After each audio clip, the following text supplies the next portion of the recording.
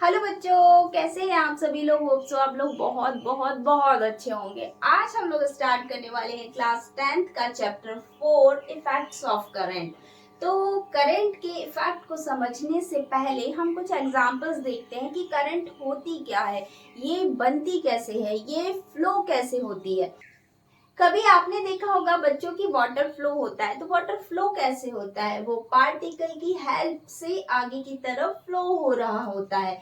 तो वहां पे कहीं ना कहीं पार्टिकल की हेल्प से जब वाटर का फ्लो होता है तो वहां पर वाटर करंट जनरेट होती है।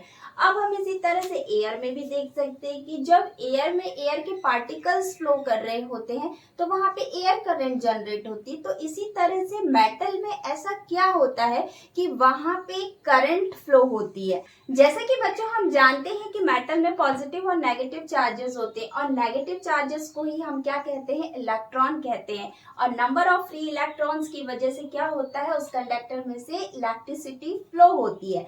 That means बच्चों rate of flow of electric charges through any conductor, it is called electric current. It is denoted by I. I is equal to Q by T. Q means क्या हुआ बच्चों, हमारा charge, और T क्या हुआ हमारा। इसका मतलब है बच्चों की पर्टिकुलर टाइम में से जितने चार्जेस फ्लो हो रहे हैं through any conductor, it is called the electric current. और इट इज, अब देखते हैं बच्चों की इसकी यूनिट क्या होती है। I is equal to Q upon T.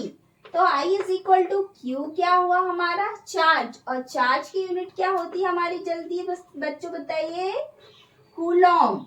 Time की यूनिट क्या होती है, सेकेंड। या इसे ऐसे भी लिख सकते हैं बच्चों, I is equal to C S का इनवर्स कर दो। इसका मतलब है कूलॉम, इसका मतलब है सेकेंड, और सेकेंड का हो गया इनवर्स, जिसे हम क्या लिख सकते हैं बच्चों, एम्पियर।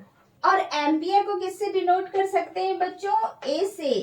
करंट की कुछ स्मॉल यूनिट्स भी देखते हैं, जैसे कि करंट की स्मॉल यूनिट है 1 मिली एम्पियर 10 की पावर -3 एम्पियर, और 1 माइक्रो एम्पियर 10 की पावर -6 एम्पियर।